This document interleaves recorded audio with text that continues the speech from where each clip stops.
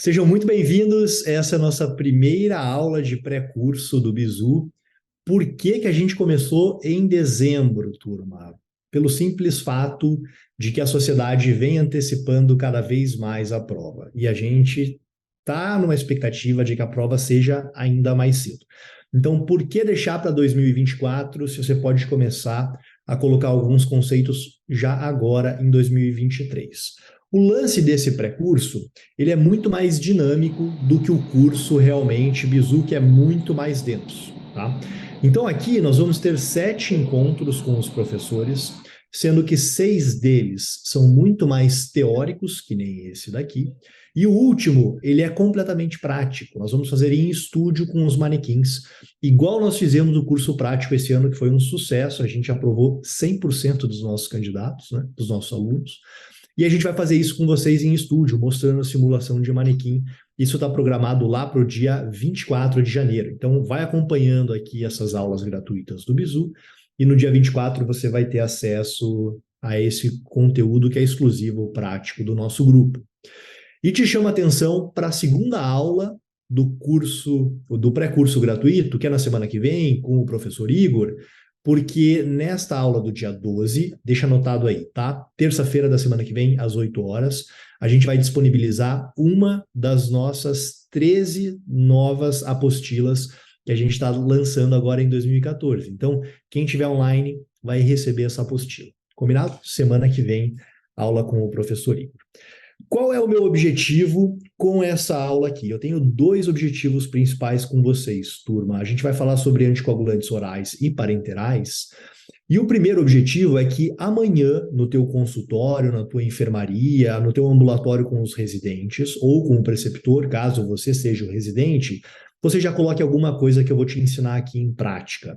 Porque a gente aprende de orelhada anticoagulação, né? Ou com R+, ou com a vida, e aí a gente não lê o que está no livro. Então, eu quero que amanhã você coloque em prática alguma coisa que você veja aqui na aula. Por isso eu trouxe 4 casos clínicos extremamente práticos.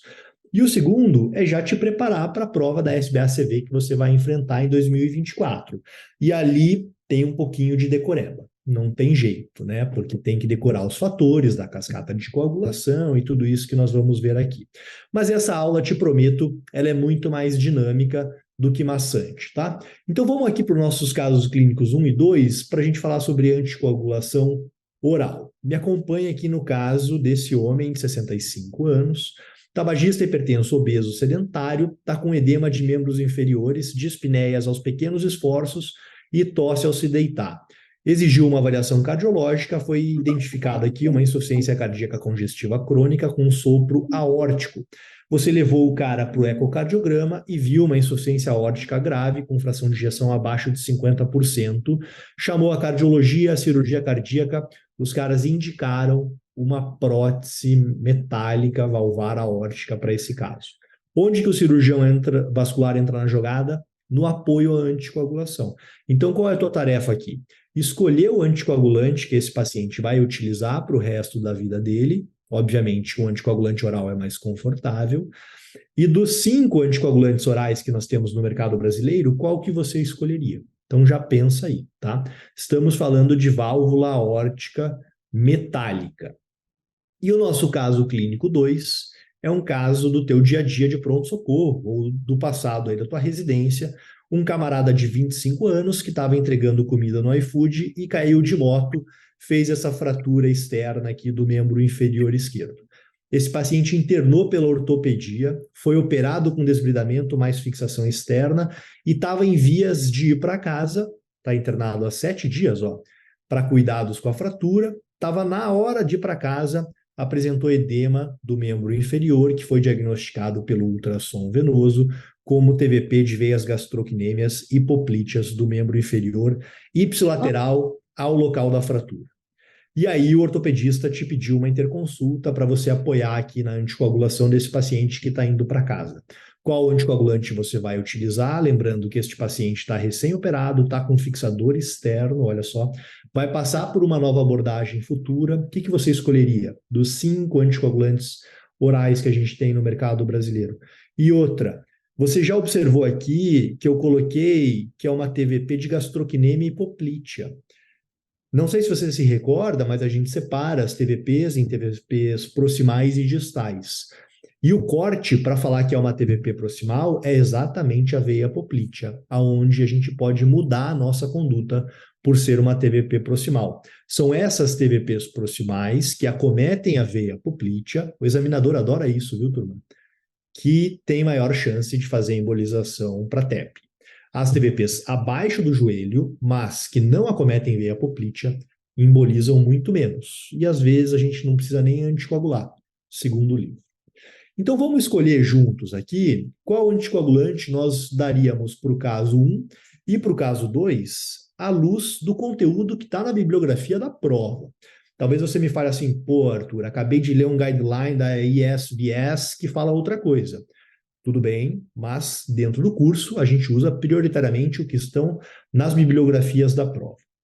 E eu mandei esse slide aqui no nosso grupo agorinha, né? Porque é um slide de maceteação aqui para você memorizar, porque nós temos duas grandes categorias quando nós falamos de anticoagulantes orais. Aqueles antagonistas da vitamina K, que são bem mais antigos, e os anticoagulantes orais diretos, que a gente chama de DOACs, que até pouco tempo atrás nós chamávamos de NOACs, né, os novos anticoagulantes orais, porque eles realmente eram muito novos. Agora, a nomenclatura mudou-se para DOAC, porque ele inibe diretamente um fator da cascata de coagulação. Qual a grande diferença entre eles, turma? A grande diferença aqui é a modernização do anticoagulante. Vamos olhar aqui o AVK especificamente, né?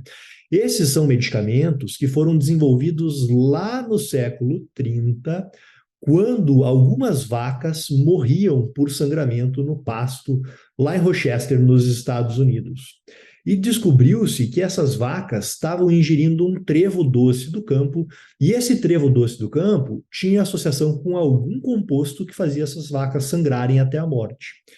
Pouco tempo depois, descobriu-se, inclusive na Universidade de Rochester, que estava associado ao cumarim, que existe dentro do trevo doce.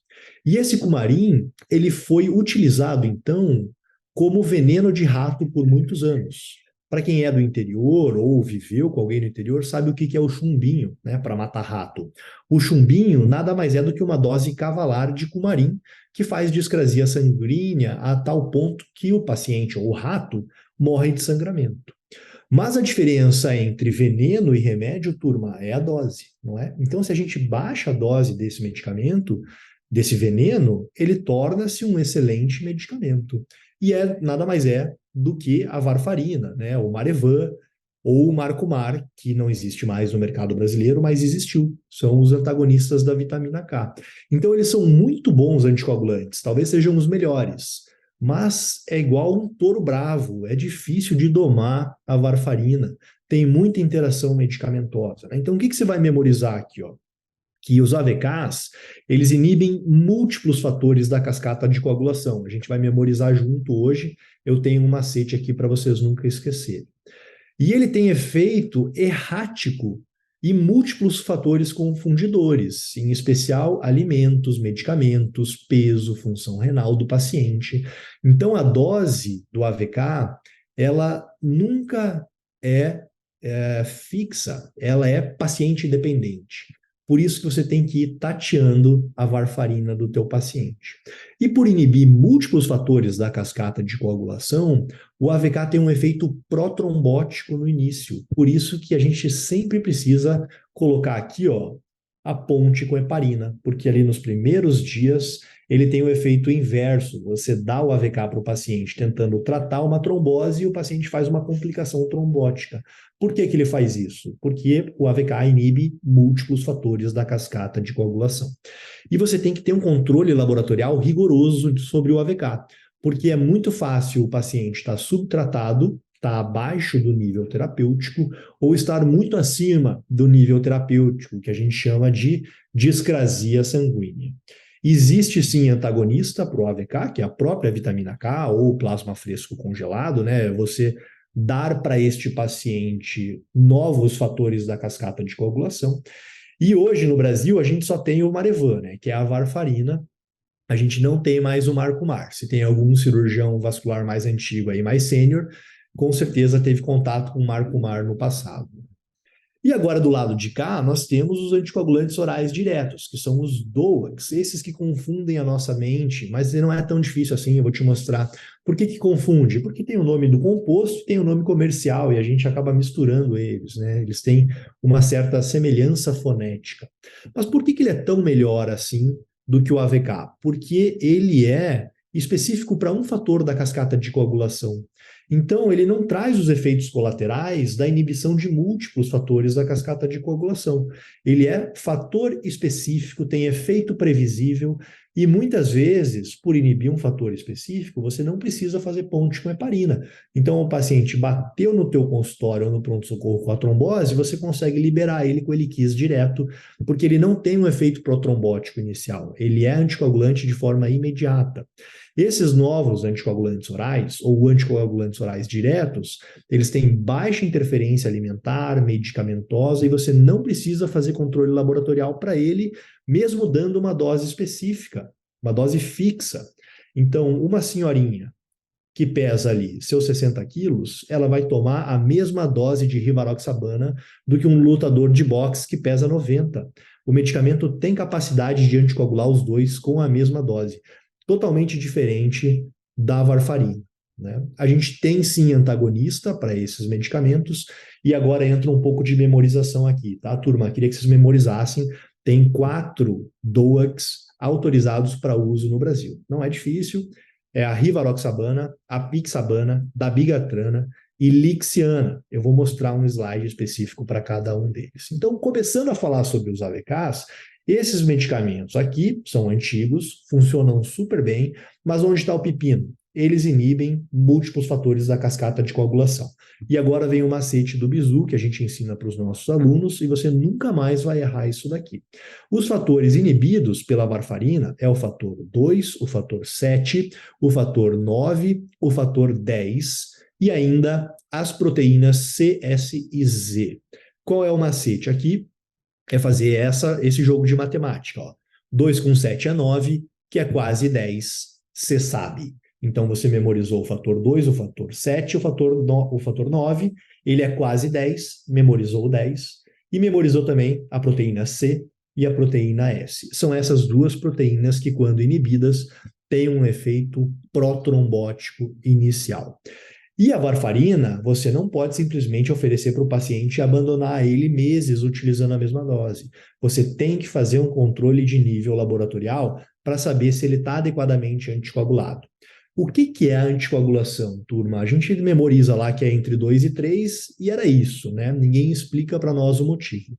É extremamente simples você entender que a relação de normatização internacional nada mais é do que você pegar o TP do paciente, o tempo de protrombina do paciente, e colocar sobre o TP de um valor fixo laboratorial pré-estipulado.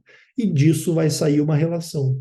Se a relação for 1, ou seja, o TP do paciente é o mesmo do TP do laboratório, esse paciente não está anticoagulado. A partir de uma relação maior do que 2, o paciente está levando 2 vezes mais tempo para coagular do que o padrão de normalização. Ou seja, este paciente está anticoagulado. E quando passa de 3, está levando 3 vezes mais tempo para esse paciente coagular. Ou seja, está começando a demorar muito. E a partir deste momento, que a gente chama de discrasia sanguínea. Então, a faixa de terapêutica ideal é entre 2 e 3, realmente. A gente estende algumas vezes entre 2,5 e 3,5 para pacientes específicos que têm um risco protrombótico muito aumentado. Quem são eles? Você vai memorizar agora. Ó. O paciente com SAF, síndrome do anticorpo antifosfolipídico, que já teve um episódio trombótico anterior, tá? Tem que ter um episódio trombótico anterior. Ou o paciente com prótese valvar metálica, que é o paciente do nosso caso clínico 1. Este paciente não pode utilizar DOAC, não tem nível de segurança para anticoagular um paciente com prótese valvar metálica com DOAC. Tem que ser varfarina. Eu sei que você já viu a turma fazer dentro do teu hospital, mas para a prova não rola, tá? Para a prova, prótese metálica é igual a varfarina. Se o paciente está com o TP, a relação acima de 3, então ele está discrásico.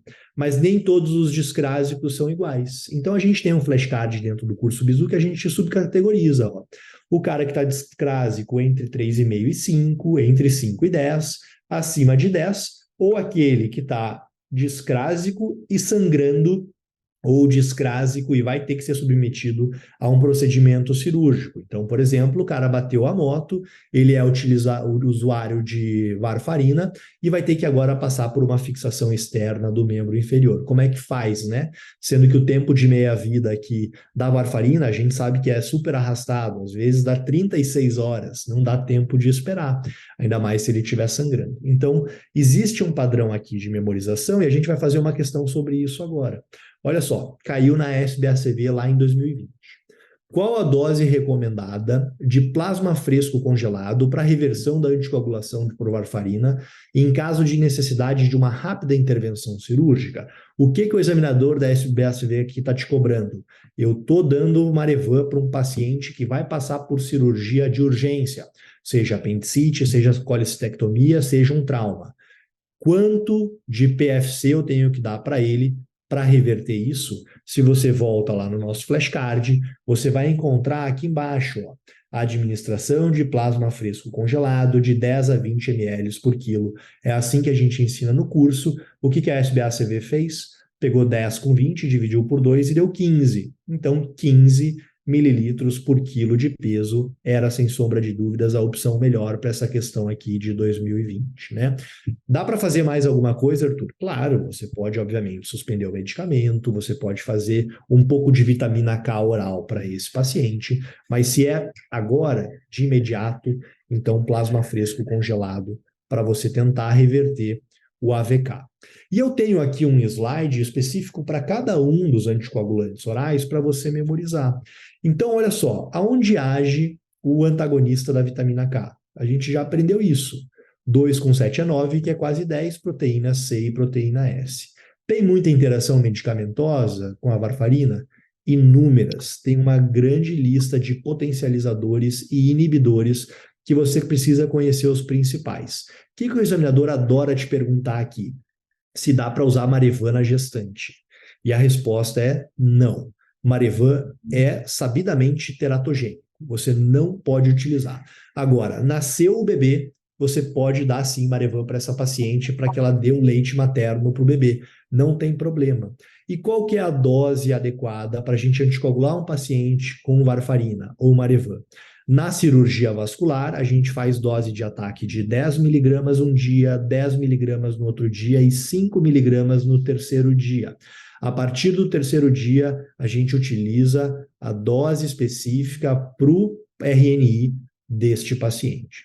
Por que eu te falo na vascular? Porque a cardiologia faz diferente. A cardiologia, quando vai anticoagular um paciente com FA, ela começa com 5 miligramas e vai seguindo com 5 miligramas e depois mexe no medicamento. Por que a gente tem que dar uma dose de ataque maior? Por que a gente não faz igual os caras? Porque quando a vascular está anticoagulando alguém, não é por FA, é por trombose, seja arterial ou seja venosa. Então, eu já tenho um evento trombótico instalado, não dá para eu ficar aqui galinhando, esperando o paciente entrar em nível daqui a 6, 7 dias. Eu tenho que ser rápido. E por esse motivo também é obrigatório você fazer ponte com uma heparina quando você está anticoagulando com varfarina. Então, este é o esquema que você vai pôr na sua prova. É assim que eu tenho certeza que você ensina os seus residentes. Entra imediatamente com heparina mais AVK. Depois de 5 dias de sobreposição, você deixa o paciente anticoagulado apenas pelo AVK com a dose específica para o RNI entre 2 e 3. Por que 5 dias?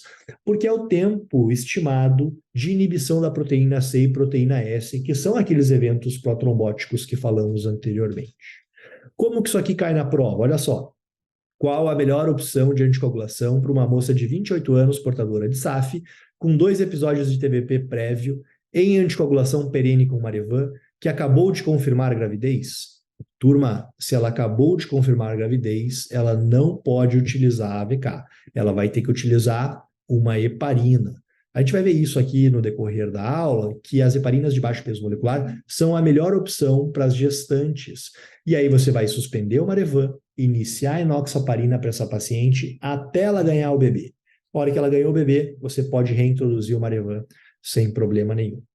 Passa a régua aqui no AVK, vamos dar uma olhada nos DOACs. A gente tem 4 para olhar e eu vou te apresentar rapidamente em ordem cronológica, sendo que a da Bigatrana, ou Pradaxa, então você decora aqui o nome do sal e também o nome comercial, foi o primeiro DOAC disponibilizado no mercado brasileiro.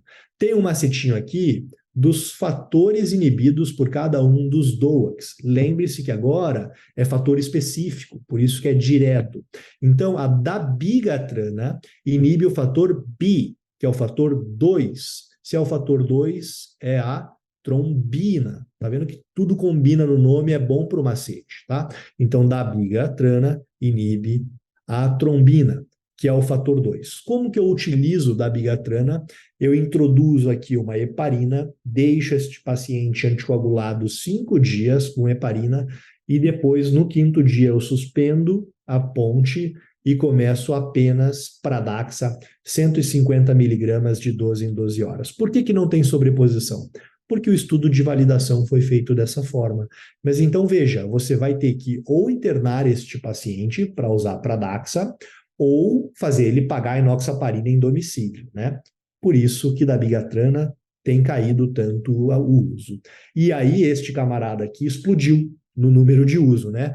Que é a rivaroxabana, que é o xarelto da Bayer. A rivaroxabana tem X no nome, xarelto tem X no nome, então aqui a gente vai inibir o fator X, que é o fator 10A. Outro macetinho para você memorizar, que você pode utilizar aí na tua vida, né?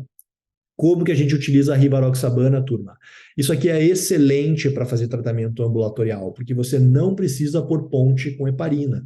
Então você inicia imediatamente uma dose de ataque por 21 dias de xarelto, que consiste em 30 miligramas por dia durante 3 semanas, né? Só que a gente fraciona a dose para que o tempo de meia-vida não caia tanto.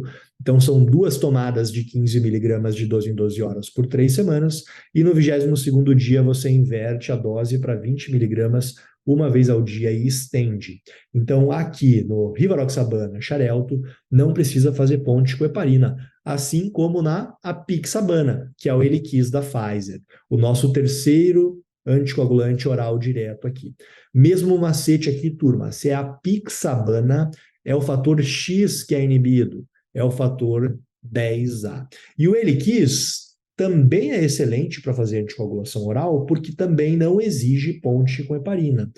É muito semelhante ao uso do xarelto, um mecanismo de dose de ataque e depois um mecanismo de dose de manutenção, mas as doses são diferentes e o tempo também. Então me acompanha aqui ó, no canto do slide. Você começa a pixabana com 10 miligramas 2 vezes ao dia por apenas uma semana e depois no 8º dia de uso, você vai passar a utilizar 5 miligramas de 12 em 12 horas. Veja que diferente do xarelto, não passa a ser uma vez ao dia, tá? Fica 5 miligramas de 12 em 12 horas. Esse é o mecanismo de uso aqui da posologia da pixabana. E o último DOAC que entrou no Brasil é a lixiana, da Daiichi Sankyo, que tem como composto o edoxabana. Turma, mais uma vez, edoxa com X, lixiana com X, é o fator X que vai ser inibido. É o fator 10A. E este medicamento, igual lá no início dos DOACs, a dabigatrana, ele precisa de uma ponte de 5 dias com uma heparina, né, com um medicamento parenteral, para depois, no 6º dia, você iniciar o uso do anticoagulante oral, 60 miligramas uma vez por dia. Caso o paciente tenha baixo peso ou baixo clearance, abaixo de 50, você reduz a dose pela metade. Caiu na SBACV do ano passado, tá? Quando que a gente reduzia a dose da edoxabana, lixiana, pela metade. Veja que chama atenção que é um outro bom anticoagulante oral, aqui muito famoso para a gente utilizar em pacientes oncológicos, mas que exige ponte com heparina. Vou fazer um parênteses na aula aqui para falar um pouco sobre rotina e dia a dia com vocês, tá? A gente vê muitos colegas extrapolando a posologia do medicamento e fazendo associações incorretas. Então é muito comum vocês verem vasculares ou outros médicos que querem usar a Lixiana fazendo ponte com rivaroxabana, né, com xarelto. Turma, isso não existe, tá? Colocou na prova é zero. Isso aqui não existe, não existe validação para você fazer a ponte com um DOAC e depois fazer transferência para o outro. Então, vai usar a Lixiana? Faz direitinho lá, faz a ponte com heparina de baixo peso molecular ou Fondaparinux. Como que isso aqui cai na prova? Existem muitos estudos testando os DOACs e comprovando-os com o tratamento padrão, que é a heparina de baixo peso molecular mais AVK. São afirmativas verdadeiras a respeito dos DOACs, exceto ele quer a errada, turma. Me ajuda aqui, ó. Não inferioridade ao esquema tradicional, heparina de baixo peso molecular mais AVK, quanto à recorrência e tratamento de TEV. Por que ele compara sempre com heparina de baixo peso molecular e com AVK? Porque está consagrado, ou foi consagrado por muitos anos, né, que utilizar aqui uma heparina de baixo peso molecular seguido de Marevan era o padrão ouro, era a melhor forma, mais efetiva, com menos taxa de complicação. E o que ele está falando na alternativa A é que dá para a gente comparar com DOA aqui, está tudo bem. Né? O que você acha dessa? Vamos para B aqui. Ó. Tendências a taxa discretamente maior de sangramento comparado ao esquema de heparina de baixo peso molecular mais AVK. DOA que sangra mais do que Marevan. C. Não necessidade de controle laboratorial e administração oral. Isso aqui está certo ou está errado? Né? O DOA que tem essa vantagem. Né? A gente não precisa ficar fazendo o TAP, não precisa ficar fazendo a RNI do paciente. Custo maior do medicamento pode ser comparado ao custo da internação, ponte com heparina e exames de controle do AVK. E letra E, variedades de opções, incluindo renais crônicos e hepatopatas Child A. Qual que está errado aqui, turma? Está errado essa B aqui, ó. Porque ele quis te pegar num conceito de que DOAC sangra mais do que heparina mais AVK? A resposta é não. Agora, se a gente pega grupos específicos, em especial os pacientes com tumor do trato gastrointestinal e faz novamente a comparação, aí a resposta é sim. Nestes grupos específicos, o DOAC tem uma tendência a sangramento gastrointestinal um pouquinho maior. No overall, não, mesma coisa. Me ajuda aqui, ó. O uso de DOAC vem ganhando cada vez mais espaço, dentre eles a liberação para o uso em pacientes portadores de insuficiência renal crônica, que está intimamente atrelada ao clearance de creatinina. Qual a recomendação para o uso da edoxabana, nome de sal, Lixiana, nome comercial, em pacientes portadores do clearance menor do que 50 ml por minuto? Questão da SBACV aqui, turma. Ele pedia o conceito de como conduzir o paciente que é renal crônico, mas que não é dialítico. Eu posso utilizar um DOAC para ele ou obrigatoriamente ele vai ter que ir para o AVK, né? Então, um conceito para nós, vasculares, que não temos tanta lida com isso. Renais crônicos não são todos iguais. Existe uma classificação de 0 a 5 para o renal crônico que está intimamente relacionada ao clearance de creatinina. E o cara que é mais grave é aquele que tem o clearance de creatinina abaixo de 50. E ele é mais grave ainda se ele tem o clearance de creatinina abaixo de 15. Provavelmente ele é dialítico. Então, quando te falarem, posso utilizar esse medicamento no renal crônico? Você tem que falar, depende. Qual é o clearance do paciente? E a gente pode utilizar DOAC de forma geral, eu explico muito isso no curso, quando o clearance é acima de 15, tá? Mas se for abaixo de 50, normalmente exige uma redução de dose, tanto para heparinas de baixo peso molecular, como aqui, classicamente pontuado na bula da Lixiana. Então caiu na SPACV, se o paciente tem baixo peso ou clearance baixo, derrube a dose pela metade. A gente acabou de aprender que a dose da Lixiana adequada é de 60 miligramas uma vez ao dia. Passamos a regra em anticoagulantes orais, a gente vai bater um papo rápido sobre anticoagulantes parenterais, começando com 2 casos clínicos aqui. Então, olha esse caso aqui, ó. Uma mulher de 50 anos, obesa e hipertensa, está internada há 5 dias no pós-operatório de colicistectomia videolaparoscópica por colicistite aguda. Ela apresentou na internação uma TVP de veia apoplítea direita e iniciou o tratamento com o quê? Enoxaparina plena. Tem 3 dias de uso. O laboratório é todo normal, a não ser aqui, ó, uma plaquetopenia de 90 mil. Borderline, né? Nada de muito grave. E os camaradas te chamaram na enfermaria para você tentar entender o motivo de dar enoxaparina para uma paciente e ela fazer uma necrose dérmica, né? Calma aí, eu estou dando anticoagulante para um paciente e ele está fazendo um evento trombótico. Tá estranho, não tá? Você já sacou qual é o diagnóstico aqui. E o caso clínico 4, que é o nosso último, é um caso clínico para quem conduz e ensina residentes, né? Ou se você for residente. Olha só. Tratamento cirúrgico aberto para aneurisma da aorta abdominal. Foi realizado a aneurismectomia, mais o implante de uma prótese de Dacron, a ortobílica 20/9. O tempo de isquemia dos membros foi de 90 minutos, né? Quem que fez a anastomose aqui? Vamos lá. Terminando as anastomoses e a revisão de hemostasia, o preceptor sai de campo, tirou a luva, jogou no hamper e pede para o R4 e o R3 fecharem a cavidade e que revertam a heparina. O paciente pesa 70 quilos e foram utilizados 5.000 unidades internacionais de heparina não fracionada 4 horas atrás, antes do clampeamento arterial. Então, vai te pedir aqui para você reverter essa heparina com o peso do paciente de 70 quilos, 5.000 unidades, há 4 horas atrás. Vamos falar sobre estes 3 compostos anticoagulantes parenterais. 2 são heparinas, 1 não é. Então, já vou desconstruir a tua mente. Fondaparinux não é heparina. Fondaparinux é um heparinoide, é análogo.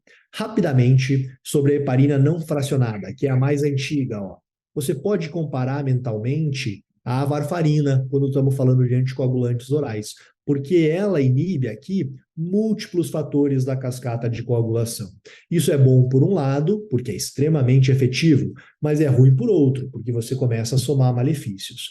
E ela só tem efeito quando ela se liga à antitrombina 3, formando um complexo. Então, o que funciona mesmo na heparina é o complexo heparina-antitrombina, e que vai inibir os fatores 2, 9, 10, 11 e 12. Existe, obviamente, a apresentação subcutânea e endovenosa, e você tem que aqui controlar a efetividade da heparina não fracionada com o normograma de Haskell, que eu vou te mostrar. A gente utiliza agora, em vez do TP ou do TAP, o TTPA, fazendo novamente uma relação. Mas a partir de agora a relação é de 1,5 a 2,5 para falar que esse paciente está adequadamente anticoagulado. E como que a gente anticoagula? Para quem não lembra ou para quem não sabe, você tem que fazer uma dose de ataque de heparina no paciente para imediatamente ele ficar anticoagulado via oral. Via oral não, né? Via endovenoso. Então, fiz o bolos de heparina EV, imediatamente o paciente está anticoagulado. E a dose é peso dependente. Então, agora você vai memorizar que para anticoagular um paciente, você utiliza 80 unidades internacionais por quilo de peso em bolos. Mas, qual é o tempo de meia-vida de uma heparina? Alguém lembra aí? Essa é difícil, né? Porque o tempo de meia-vida da heparina, ele também é errático. Ele não é o mesmo para todos os pacientes. A gente fala que é aproximadamente 90 minutos. Então, depois de 1h30, você tem 50% do medicamento circulando na corrente sanguínea desse paciente. Passado mais 1h30, você tem mais uma queda de 50%, né? Então, para que você evite com que o paciente volte ao seu tempo de coagulação normal, você vai ter que pôr ele em bomba de infusão, porque não dá para você ficar repicando bolos o tempo todo. Então, é 80 unidades por quilo de peso em bolos, mais de 18 a 22 unidades por quilo de peso, só que agora está em bomba de infusão. Então, é EV. Isso aqui é o terror dos residentes, é um saco para quem é residente, né? E quem reverte a heparina é a protamina. A protamina, ela é a resposta do nosso caso clínico 4. Você lembra lá que foi utilizado 5.000 unidades pré-clampeamento arterial? É óbvio, né? O correto aqui é você fazer a heparina em bolos, aguardar pelo menos 4 minutos, se possível, fazer o tempo de sangramento do paciente. Se ele está realmente anticoagulado, você clampeia a artéria. Agora, 4 horas, quanto tempo de meia-vida já caiu? Pelo menos 2, né? Tem que reverter a heparina desse paciente ou não precisa? Então, a resposta daquele caso clínico 4, eu tenho um slide só para isso, logo menos, é de que não precisa mais reverter a heparina do paciente, porque já caíram pelo menos 2 meia-vidas. Então, por isso que o preceptor tira a luva e vai embora. porque esse paciente não vai mais ficar discrásico, não vai sangrar, né? A heparina não fracionada, ela é difícil de manejar, assim como a varfarina. Então, desenvolveu-se aqui o normograma de Haskell, que fala para a gente como a gente deve aumentar ou diminuir a bomba de infusão dos pacientes que estão em heparinização sistêmica com heparina não fracionada. E está adequadamente anticoagulado o cara que leva 1,5 vezes mais tempo para coagular do que a maioria da população. Então, a gente tem um normograma de Haskell para adultos e outro para crianças, tá? Como que isso aqui cai na prova? Olha lá, SBACV 2020. Em uma cirurgia arterial com a interrupção temporária de fluxo, muitas vezes a anticoagulação com heparina é necessária.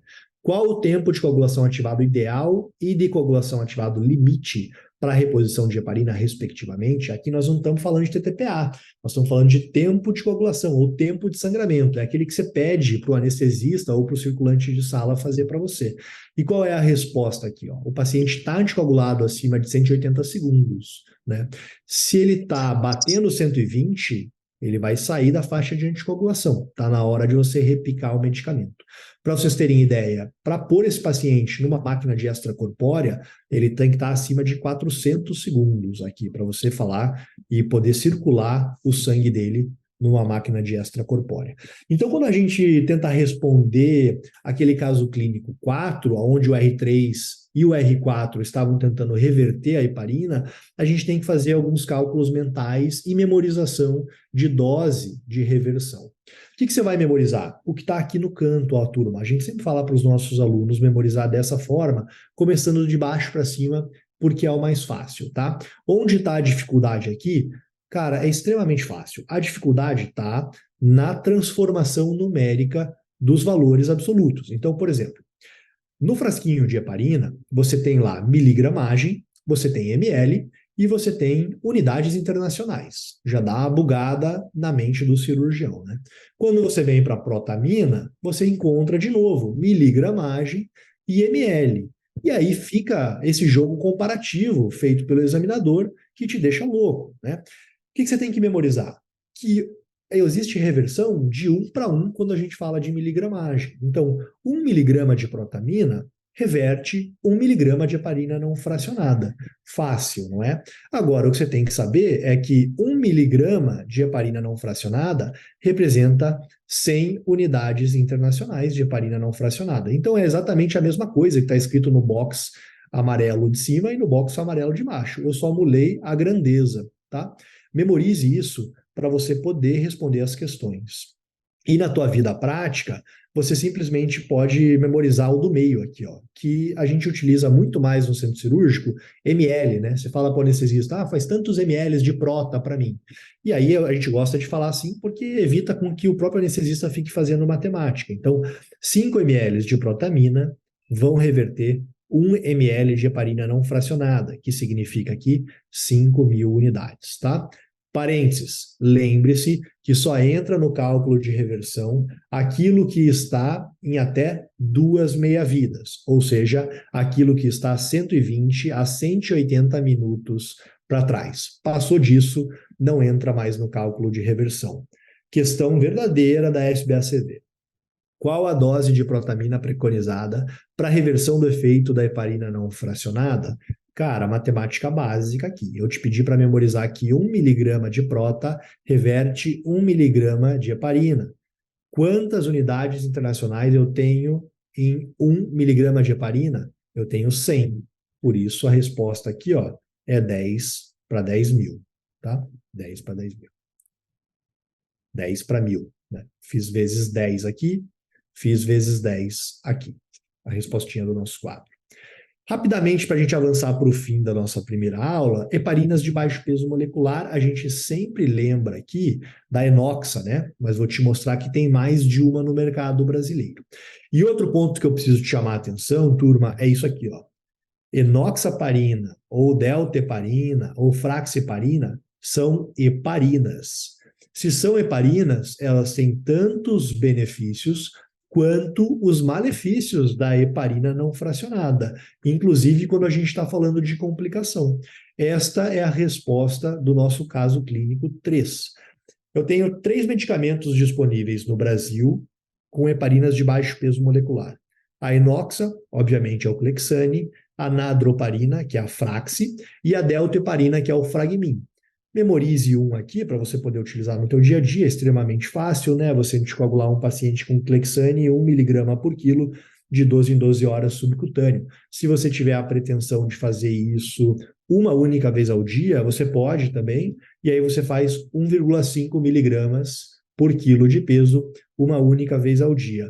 Mas não pode passar aqui de 100 miligramas por dose, tá? Então tem que calcular direitinho o peso do paciente, senão você intoxica ele. E olha só, o livro fala que a protamina tem sim uma ação parcial e limitada sobre heparinas de baixo peso molecular. Então, isso aqui é excelente para o examinador colocar como alternativa, né? A protamina não funciona nas heparinas de baixo peso molecular? Mentira. Funciona, mas funciona muito pouco. Olha outra aqui que é muito boa do examinador colocar. A heparina de baixo peso molecular não altera o TTPA. É verdade, ó, tá escrito lá no Brito, quarta edição, né? Obviamente que a gente tem divergências aqui entre a literatura. E outro ponto que eu queria te falar é que, apesar da gente não ter o hábito de fazer controle laboratorial da anticoagulação com heparinas de baixo peso molecular, nós podemos fazer caso a gente queira. E aí você vai dosar o TTPA? Não. Você vai dosar o TAP? Não. Você vai dosar o tempo de sangramento? Também não. Você tem que dosar o fator específico inibido por ela, que é o fator 10A. Então você vai inibir, você vai dosar o fator anti-10A. E não existe um fator específico para todos os medicamentos, tá? Então eu tenho um fator anti-10A específico para o Fragmin. Eu tenho um fator anti-10A específico lá para o Xarelto, que era um anticoagulante oral. Então ele é específico para cada um deles. Questão de prova. Qual dentre os anticoagulantes parenterais abaixo não atua no fator 10A da cascata de coagulação? Lembra do nosso macete? Com X, né? Então vamos procurar o que tem X aqui, ó. Arixtra, Fondaparinux, é o próximo medicamento, é o último da aula. Inibe o 10A? Inibe. Clexane, X, inibe o 10A? Inibe. Fraxiparina, inibe o 10A? Inibe. Xarelto, inibe o 10A? Rivaroxabana, inibe o 10A. Fragmin, deltaheparina, inibe o 10A? Inibe também. Onde que está o erro aqui? O erro é porque ele perguntou o anticoagulante parenteral, né? Parenteral. E Xarelto é um anticoagulante oral. Só para vocês acordarem aí.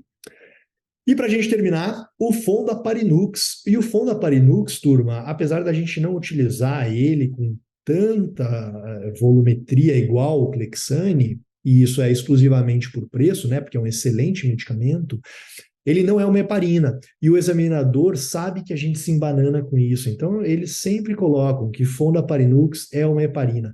Fondaparinux não é. Fondaparinux é um pentasacarídeo sintético. É um heparinoide, é um análogo à heparina. Ele não tem os mecanismos de ação semelhantes lá naquela combinação antitrombina e heparina que nós conversamos. Ele não tem os efeitos colaterais da heparina, por isso que ele é a resposta para o nosso caso clínico 3, aonde a gente vai tratar uma trombocitopenia induzida por heparina com a substituição do medicamento por Fondaparinux. Mas ele atua sim inibindo o 10A. E a dose, ela é específica por peso. Então isso aqui facilita demais o uso. Olha como que eu anticoagulo um paciente utilizando o Fondaparinux aqui, que tem como nome comercial Arixtra, né? Se o paciente pesa menos de 50 quilos, você vai fazer a aplicação de um Arixtra, 5 miligramas uma vez por dia subcutâneo. Se ele está ali, a maioria dos nossos pacientes, entre 50 e 100, a dose é 7,5. E se for acima de 100, a dose é 10. E as canetas, elas vêm prontas e com colorações diferentes. Então, é realmente aqui para não errar, né? Você usa a canetinha, que já vem dose específica aí, e joga no Descarpac. Muito fácil, não precisa fazer controle laboratorial. E para a gente encerrar a nossa aula, a gente vai responder o nosso caso clínico 3, que era aquela senhora que internou por colicistectomia, fez uma TVP de hipoplítea, usou heparina, e aí ela apresentou exatamente isso, uma trombocitopenia induzida por heparina, e a dela era do tipo 1. que é a tipo mais branda. O que é isso aqui, turma? Você oferece heparina para a paciente e aí ela começa a fazer plaquetopenia e um evento trombótico associado. Então, é descorrelato, porque você está dando um anticoagulante para a paciente, ela faz um evento trombótico. Por que isso aqui acontece? Tem dois mecanismos, né? A gente tem o não imunomediado, que é a tipo 1, muito mais branda, 2 a 3 dias após o uso do medicamento. A trombocitopenia transitória não abaixa muito de 100 mil. E a outra, do tipo 2, que é a bem mais grave, porque ela é imunomediada. Então, o paciente produz anticorpos antifator 4 plaquetário que ativam um efeito protrombótico, só que demora para isso acontecer pelo menos uns 10 dias. Por isso que é uma trombocitopenia tardia, no quinto ao 15º dia após o início do uso da heparina, só que aqui é bem mais grave, né? Porque está mexendo com o fator imunológico, e aí você faz uma trombocitopenia, plaquetopenia abaixo de 30, paciente gravemente enfermo ali com um monte de evento trombótico. Esse paciente morre, enquanto que o paciente indicado, tipo 1, não morre, só tem um evento como aquela trombose dérmica lá do início, né? Então me ajuda a resolver essa última para a gente terminar nosso encontro. Masculino, internado por trombose venosa profunda do membro inferior direito, foi inicialmente tratado com heparina não fracionada via subcutânea, dose de anticoagulação. No quinto dia de heparinização, ele apresentou uma queda com plaquetometria para 30 mil, que retornou aos valores de normalização após a suspensão do medicamento. Qual a afirmativa correta? Me ajudem aqui, turma. 30 mil de plaqueta, né? Depois do quinto dia, ele fez trombocitopenia induzida por heparina? Claro, tá na cara, né? Foi do tipo 1 ou foi do tipo 2? Foi do tipo grave, né? Foi do tipo 2 aqui, imunomediada. Qual que é a alternativa certa? A gente vai procurar aqui a do tipo 2, então eu fico com a letra C ou fico com a letra E. E a resposta pode ser substituída, a heparina não fracionada, por heparina de baixo peso molecular até a ponte com anticoagulante oral, ou deve ser substituída por fondaparinux até a ponte com anticoagulante oral. Então, puxa, eu falo tanto isso aqui no curso, eu falo o tempo todo isso aqui no curso. O examinador adora isso. Ele vai tentar te fazer substituir uma heparina por outra heparina, sendo que não pode. Você está trocando 6 por meia dúzia, né?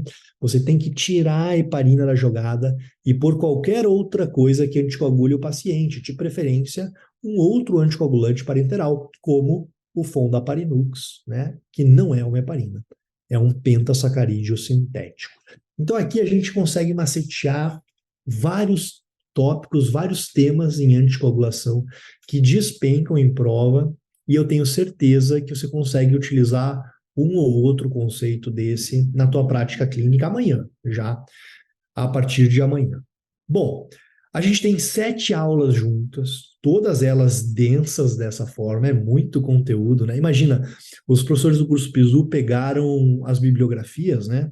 Livro do Maffei, livro do professor Birto, livro do professor Lobato, e condensaram tudo isso em quase 90 aulas. Então é denso mesmo, é bastante conteúdo. Nosso próximo encontro é sobre dissecção da horta com o professor Igor na terça-feira da semana que vem. E a partir de hoje, a gente começa a fazer as matrículas dos alunos que querem fazer o treinamento com o curso Bizu em 2024. E qual que é a condição que a gente vai abrir apenas durante o nosso pré-curso? Depois se encerra. Nós vamos fazer as matrículas 2024 com o preço de 2023. Então é uma condição mega especial, sem reajuste nenhum, você estudar em 2024 com todos os benefícios do curso a preço de 2023. E te digo mais, olha, são mais de 90 aulas, quase 90 aulas, tem flashcard, tem e-book, tem banco de questões que de 23 para 24 foram somados mais de 700 questões, aplicativo próprio, você assiste onde você quiser, e a gente tem uma grande novidade esse ano, que vai ser colocado em 2024 apenas, para quem começar a comprar e se matricular a partir de agora, que são 13 apostilas novinhas, com todo o conteúdo maceteado para que você possa ir acompanhando as aulas com as apostilas, tá? Então, se você quiser se matricular a partir de agora, você já consegue, a gente vai disponibilizar o link no nosso grupo e você assiste aqui o nosso pré-curso e já se torna nosso aluno também com o preço especial de 2023. Combinado? Deixem anotado, então, terça-feira da semana que vem, aula com o professor Igor, às 8 horas. A gente se encontra no nosso grupo de WhatsApp.